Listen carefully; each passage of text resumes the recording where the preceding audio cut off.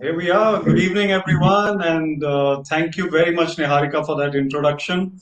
A wonderful session with Mr. Gurcharan Das and Manraj Grewal Sharma. On behalf of Chandigarh Literary Society, it gives me great pleasure to invite everyone. I'll take this opportunity to say that it's a fabulous thing that we can get together for literati once again, although online. We're missing the lake club, we're missing the view of the lake, the smell of the fresh air and everything. But as Sumita Mishra, the chairperson, said in the beginning, we are going to have hopefully one of the most widely watched and widely discussed festivals ever. I have with me two ladies who are very accomplished and whom I know well now. A very warm welcome to Jyotsna Mohan and Naomi Datta. Thank you, Vivek. It's a pleasure to be here. Okay, so we'll get down to this, and since we're talking about a little, perhaps not very clear from the title about what we're going to talk about, but I'm going to get straight to the books first. We have very talented panelists here who are diverse thinkers who have obviously been through life's ups and downs, if I can say so. Everybody does, and they are both from the media, both from television, well-known faces, and well-known personalities in their own right, and thinkers, obviously, on society. But today we're talking about young people more, and young people are of interest to me as well. A great interest in what they think, what they do. Do they try their very best to be successful and fail and then never get over it?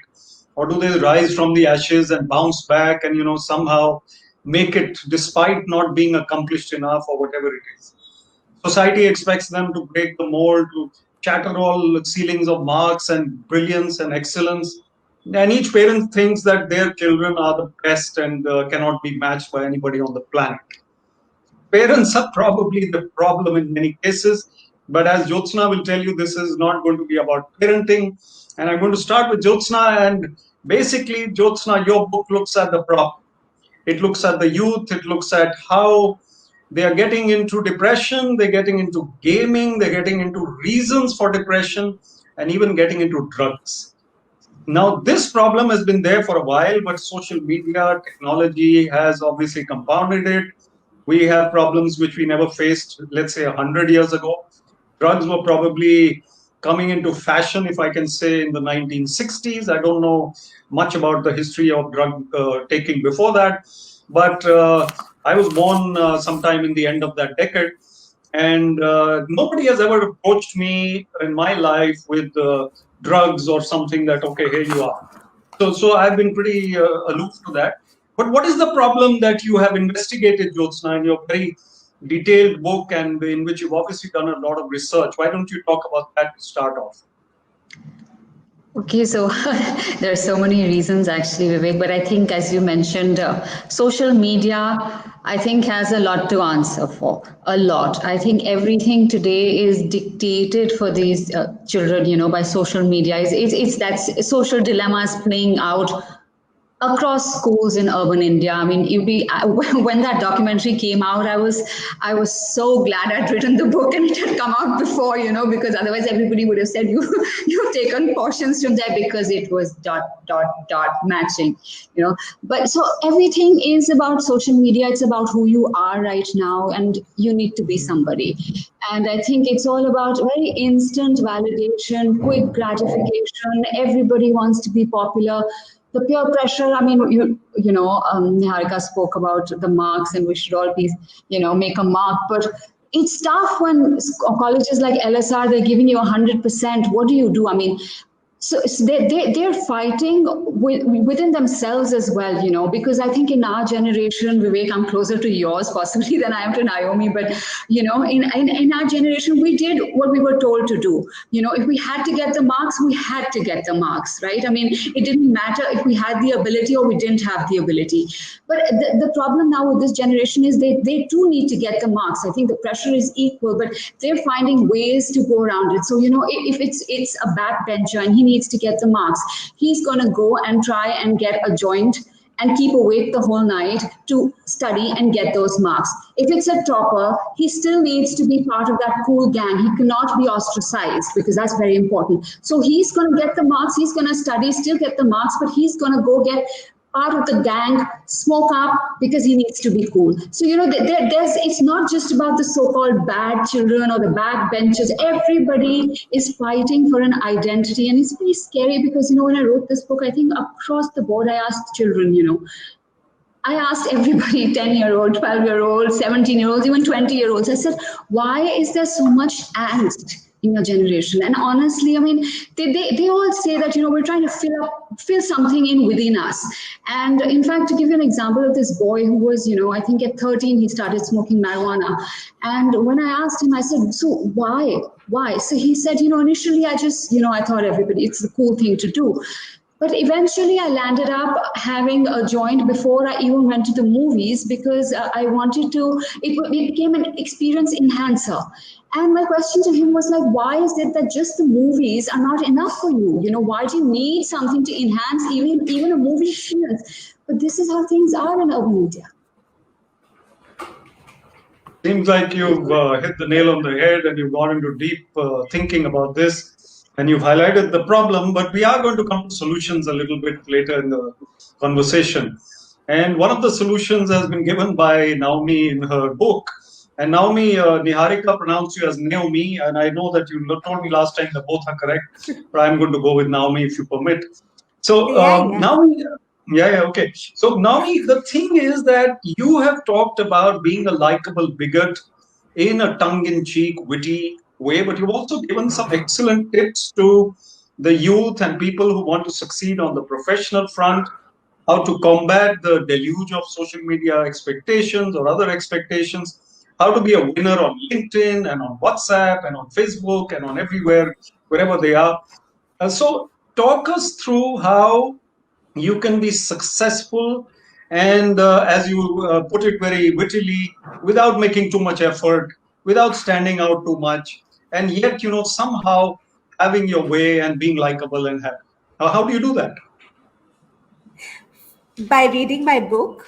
So everybody who's watching this, please go buy the book. But, my book is a satirical book. I actually call it the anti-self-help book, because you have books which tell you that become the best version of yourself.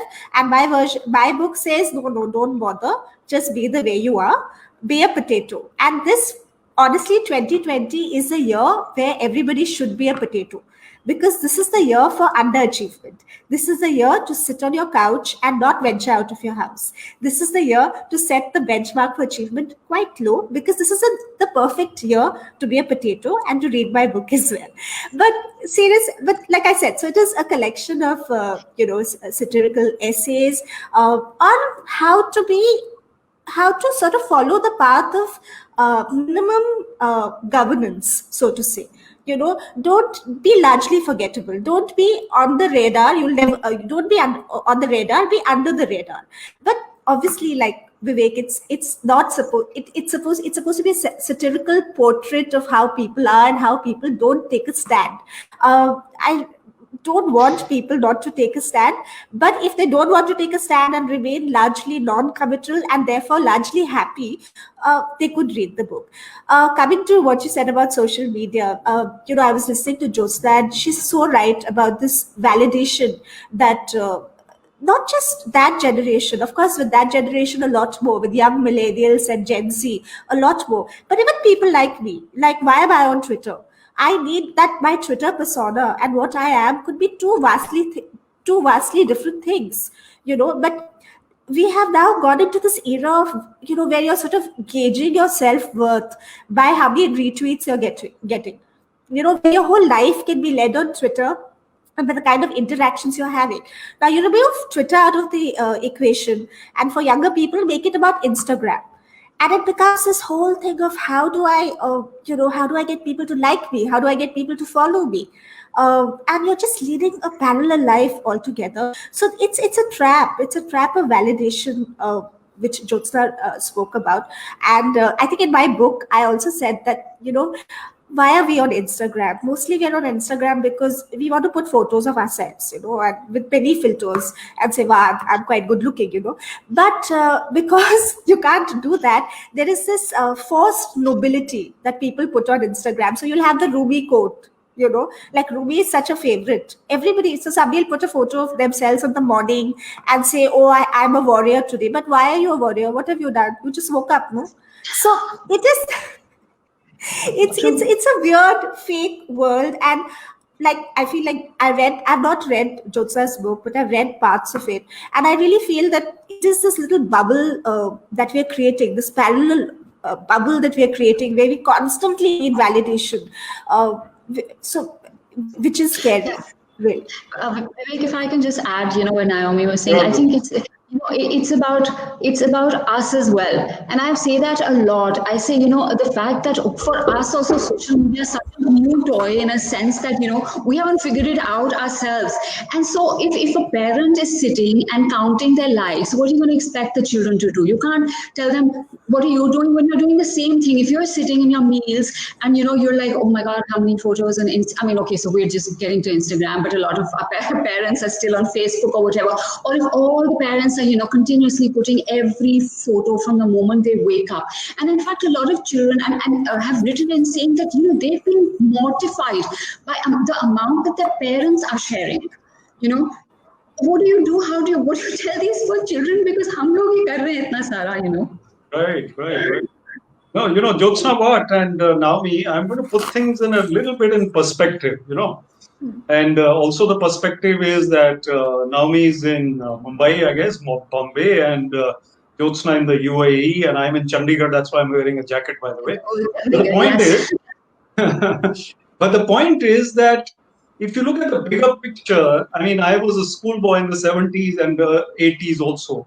And things were tense. We were like growing up in a time when, we were not really going out to restaurants. There was no social media. We would watch a black and white movie and a Chitrahar, and that was our entertainment. We used to play a lot of cricket, of course.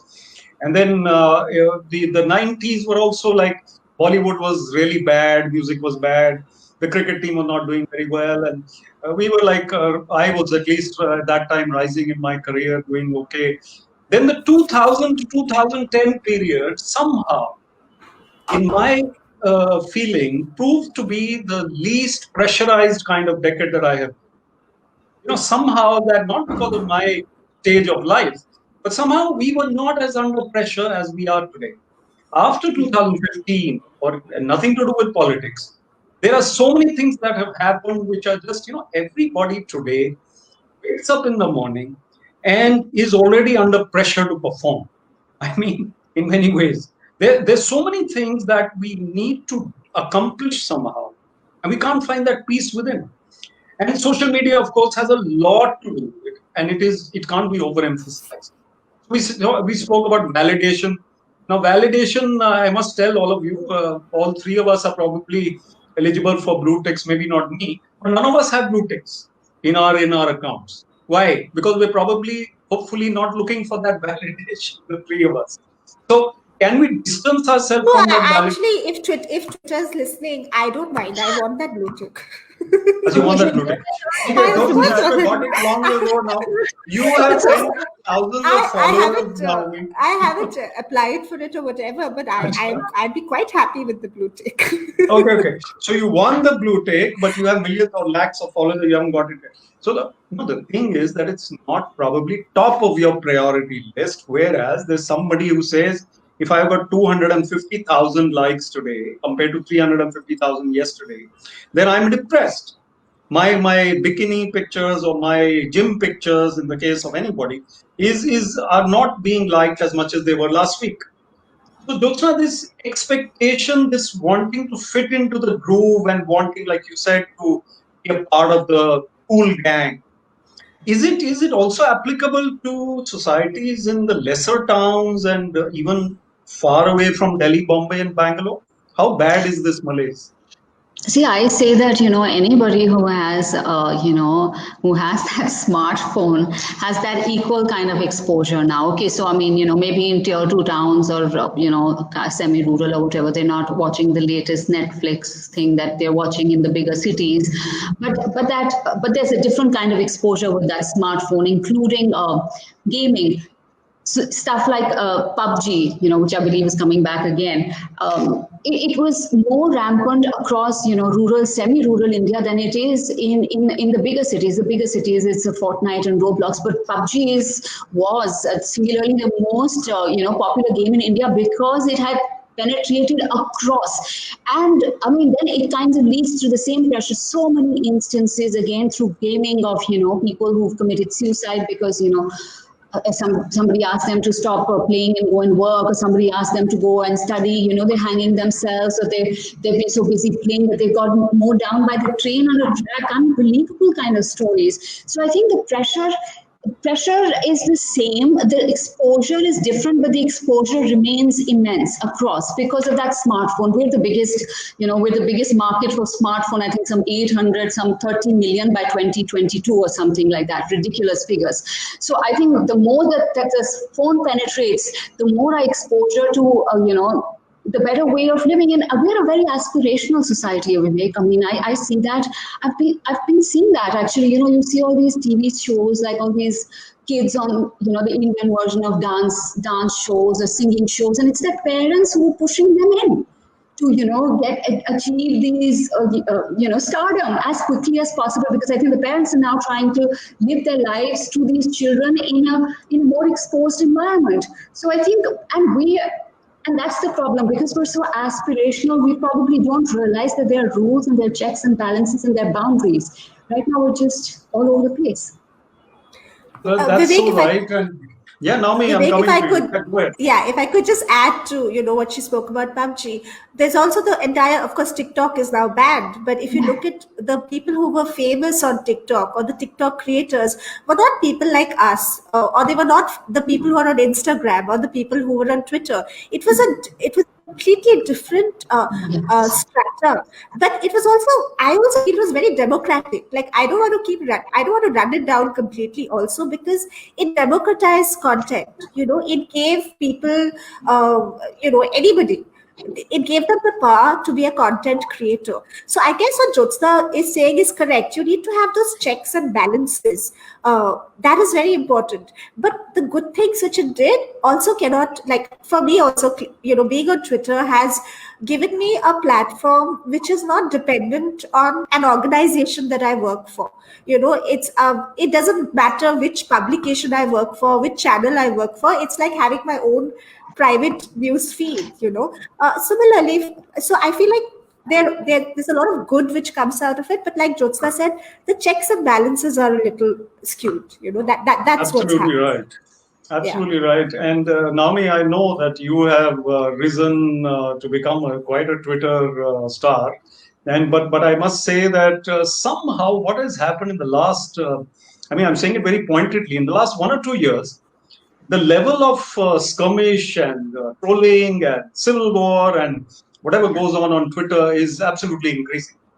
And someone like you who comes up with these very witty, and I've been probably following you for years and finding these fantastically witty posts about something which is otherwise either it's cricket or movies, but it's also at times about very serious things in society, like the pandemic or the lockdown. But now, I spend very little time on Twitter to find something that entertains me. I go straight to Instagram, which is a feel-good kind of thing, as you said, both of you. And then, I feel that these guys are obviously putting on their best face. So which is your preferred medium? Let's be very direct. And Facebook is obviously now for the I don't know if it's for the laggards, but I also go to Facebook, and our literati is pretty much live on Facebook as well as YouTube. So what is your view on these platforms? Okay, so Facebook was where I started. So it's always I'll always have a sentimental connection to it. But it's become more of a family and friends kind of place. And more and more I realize that people are not talking about politics and stuff like that, because, it's become quite toxic there as well. But Facebook has now become this place where you sort of interact with your friends. I personally find Instagram very boring, but I feel that's the medium which is growing. And if you want to be an influencer of any consequence, you should be on Instagram, because being a Twitter influencer, kuch nahi milta. It's nothing. You're just giving your opinions for free. And not that I want to be paid for my opinions, but I'm just saying that now, there was a time maybe 3 years back where Twitter was very big. Like, movie trailers had to trend there. Movie stars wanted to be on Twitter. But because of how it's changed, the narrative has changed there. It's become so toxic. You will see more and more sort of entertainers move away from Twitter, which has already happened. Go and check, public figures, except for politicians. You'll see their tweets are hardly there. They've all moved to Instagram because it's become a very toxic place, and which is really sad because there's a lot of good again which can come out of Twitter. But unfortunately, they haven't been, and that's the problem of the platforms. They haven't been able to regulate fake accounts, troll armies, bots, trending hashtags. So I think it's a problem that all of them sort of have to introspect and clean up those platforms if they can. But Naomi, sorry, Vivek, I'm taking over your role with a question. You're both TV persons. I know you can. Go ahead. I'm back to my acting days, and I'm taking over from you for one question to Naomi. Naomi, is it like, cutting corners and taking the easy way out for these celebs who, exited Twitter to go onto Insta, because, there's always such a demand for them to stand up and speak and voice an opinion in these times and take a stand in certain times, which they don't. So, it's easier to be on Instagram and just, talk about... Yeah, it is. But also, Jyotsna, the narrative has also changed on Twitter. It's just not a safe and happy place. It's not a safe and happy place for them to be anymore, because I don't think they're used to it. Like when you get so much adulation, you're on top of the world. You think, I have my fans and I have so many people who love me. And when it dawns on you, and it is so intense, and if you ask me, undeserved, when it is so intense and so undeserved, they don't know how to deal with it, because how has it become so toxic? So for them, then you might as well go to an Instagram, which is a safer place. Of course, you have trolling on Instagram as well, but you don't have these hashtags which are trending. You don't have these bot armies which are attacking you all the time. So we're left with the Kangana on Twitter. Yeah, it is now hers. And Naomi, you're probably one of the only people who got trolled on Instagram. I've seen too much trolling on Instagram. But the point is that, yes, people are flitting away from Twitter there. Not that we want Instagram as a sponsor for Literati. We were doing okay. But the point is that you rightly said sometimes it can be boring. But let's move away from social media for a bit. Yeah. And Jyotsna, let's talk about what does one do? What is the solution? What is the way out? Why are we stuck with perceptions and norms and expectations and pressures and ways of thinking? Why can't young people just be? Why can't they be creative, make a flower? We all have kids, I guess. But why can't they just be themselves? Very hard to answer. To give you an example, right here in my own house, I have a daughter who's like, can I get this tuition? Can I get this? And I'm like, no. Okay, so finally I said, okay, she's really hardworking, and I said, okay, you can, okay, maths once a week. Now I want twice a week, Mama. Okay. Finally gave in. Then she said, okay, now may as well get me science also. It'll just help me, And I am like, no. Then she's like, okay, Spanish. I'm like, no, you're really good in Spanish. I'm not getting you. No, I just need to increase it. So the other day, she didn't do really well in one of the tests, and she was really upset. So my husband came back and he said, we don't care. We only care about the hard work that you put in. We do not care about the marks. And she turned around, she's 12. And she turned around and she said, you both don't understand me. I care about the marks. So and this is a family that gives no pressure. Okay, Vivek, this is a family that encourages sports. Unfortunately, we've all before this, my kids were doing gymnastics and badminton also. Now they've all gotten stuck inside. And I think studies have taken over, but I don't know. I am not giving any pressure at all. So I don't understand, but this pressure is obviously coming from school or from their peers. It's you as a speaker, as a motivational speaker, perhaps should, take a lesson, because we're failing, but it's obviously coming from somewhere. And I think the only thing that I say is that, that phone, keep pushing it as much as you can. I honestly, when I started writing this book, Vivek, I thought I'd be writing about 17-year-old, 18, 19, going into like the early 20s. But where I ended up was actually 8 years old, 9 years old. The epicenter was 12-13. It was shocking that the 12-13 of today is the 18-19 of our times, So they are so exposed to everything. And I think it all comes down for the kind of exposure and, unlimited freedom that a lot of them have actually. Yeah, I agree with you. I mean, it's totally like that. And I think that parents are largely to blame for the pressure on them. And of course, those who are millennials, they're born with technology wedded to them and embedded in them. They can't imagine the kinds of times that were before technology or before smartphones. So pushing that phone away is probably the answer. Yes. But also, for the millennials, at least, I find that they're also their way of living is a little bit different in the sense of their expectations or how they go around. Life is a bit different as well. I mean, I remember my previous job, which I a year and a half ago, and somebody who didn't turn up for the shift, and in the morning I called. I said, "Where are you?" And I've gone off to Corbett. So I said, do you not call and just ask, no, so you see if you can get somebody in for the shift, otherwise I can just quit. It's really as simple as that. Some of the millennials, I mean, my nephews, they don't know how to drive. They're in their 20s. Why don't you drive? There's Uber. Things are very different. And I mean, I got a shock when I started handling the millennials. So imagine the shock I got when I came to Gen Z, That's a whole different level. Yeah, with millennials, what they say, this is the first generation which sort of still lives with their parents and and their parents have sort of provided for them. Like all of us, like when I first came to Mumbai to start working, I had to fend for myself, whether I was living in a PG or taking a bus or whatever. But with millennials, they have the luxury of parents who are quite well off. They're the products of liberalized India in that sense. So they have benefited from that, and it's great because I've had the similar experience as Jyotsna. They're very chilled, job guy, it's fine. And I've had 22-year-olds tell me they want life-work balance, and I'm like, huh? Do some work. Then we'll talk about your life. Loyalty is not part of it.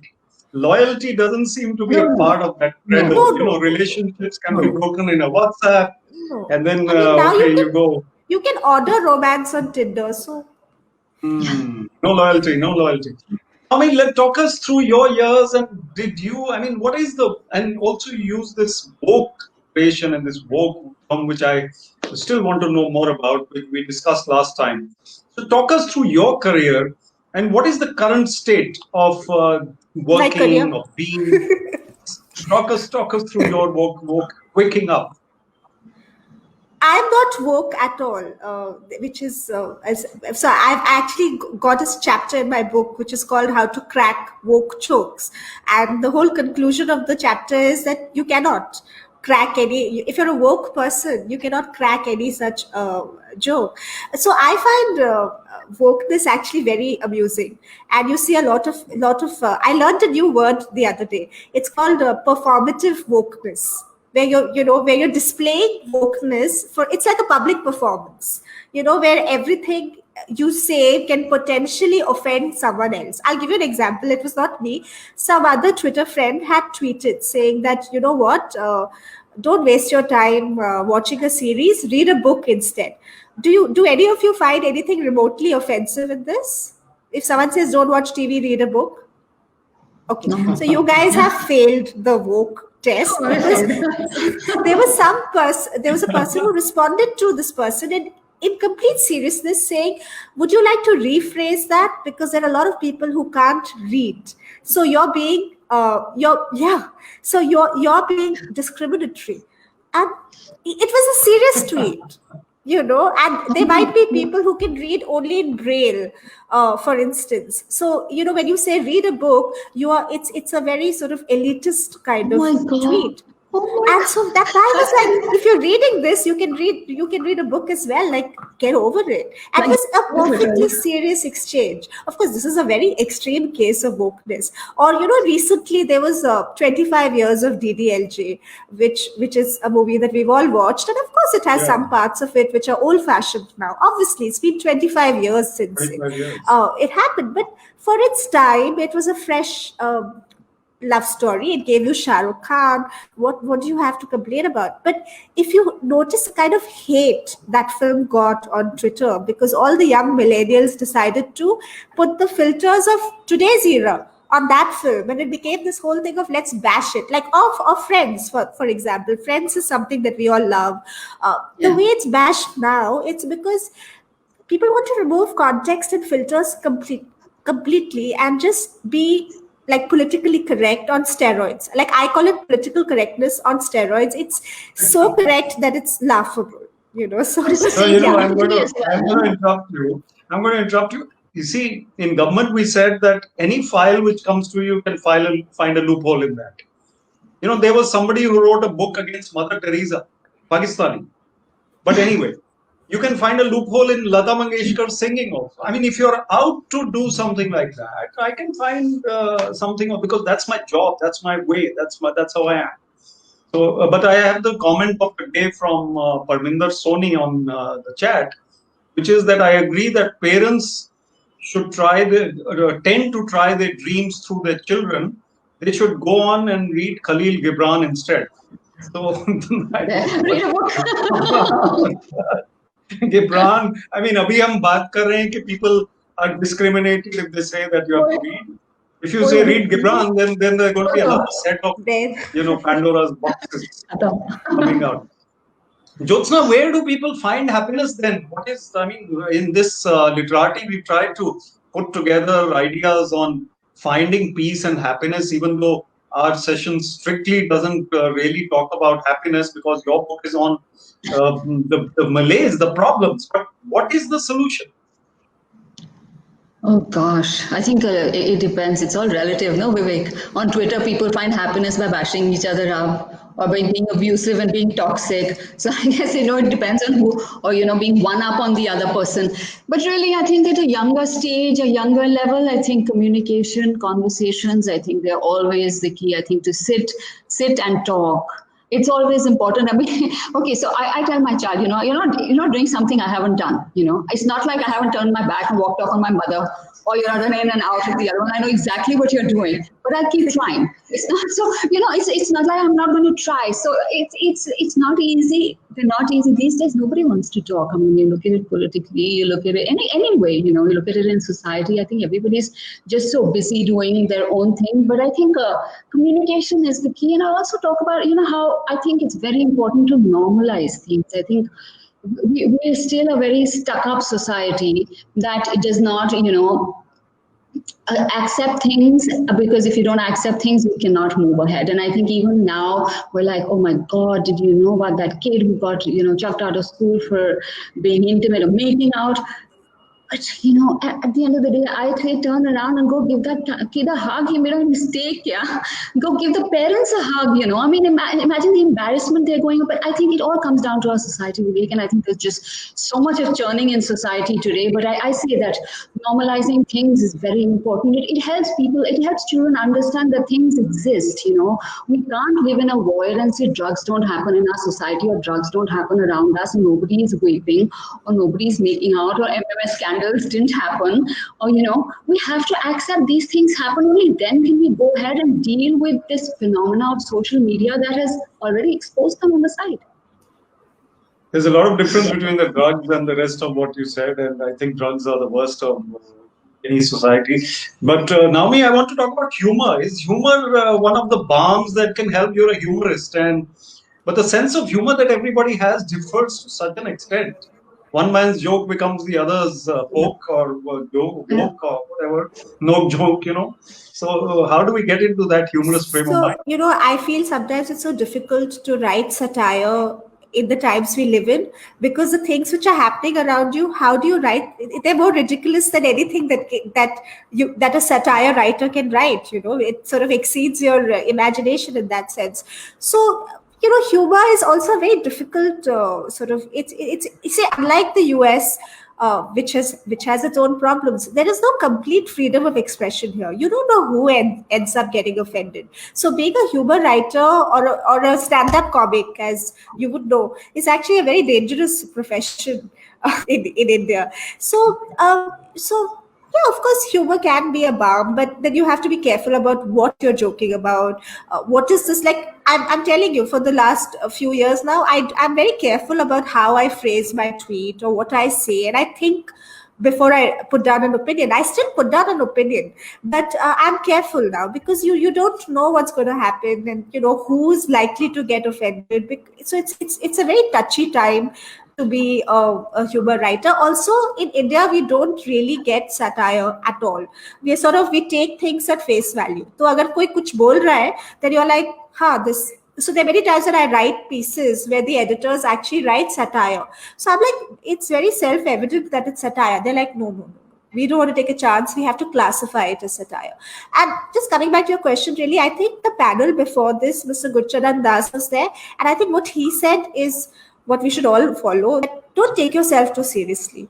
Take your work seriously, but don't take yourself too seriously. And that's the only way to go, I guess. I think he sort of summed up. Right.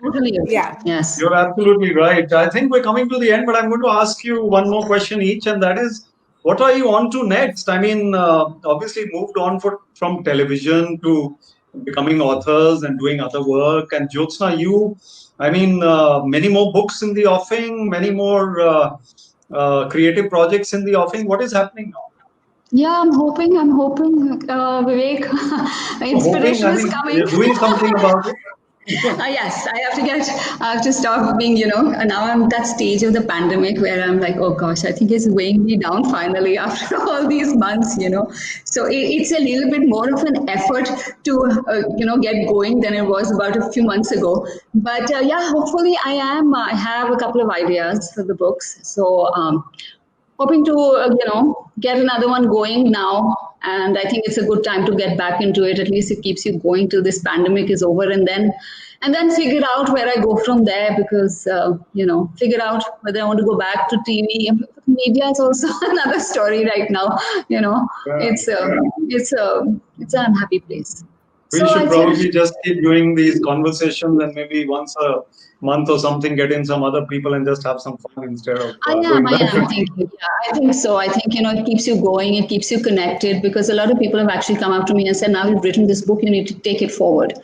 And, the kind of feedback that I've got, especially from 20-year-olds, who've spoken about mental health has been enormous, Vivek, enormous. The kind of, people who've written in, people I know, they're children. And they've called me quietly on the side and said, please don't tell anyone, don't tell our parents we're calling you, we're dealing with anxiety times. So I think these are issues that, we need to speak about a lot more openly and a lot more often. So hopefully that's another thing on the agenda. Right. And Naomi, how about you? What are you on to? So I found it very tough to write during this year because I became this sort of amateur epidemiologist, and I was reading up on corona like I was going to come up with the vaccine. So I was very obsessive about it, for a bit. So I've not written much. I work on projects. So I have a show coming up next week on Netflix. So let's see how that does. And there's some other stuff happening. Wives? Is that the one about the Bollywood wives? Yeah, it's a guilty pleasure show. Congratulations, Naomi. I want to see it, by the way. I saw the promo.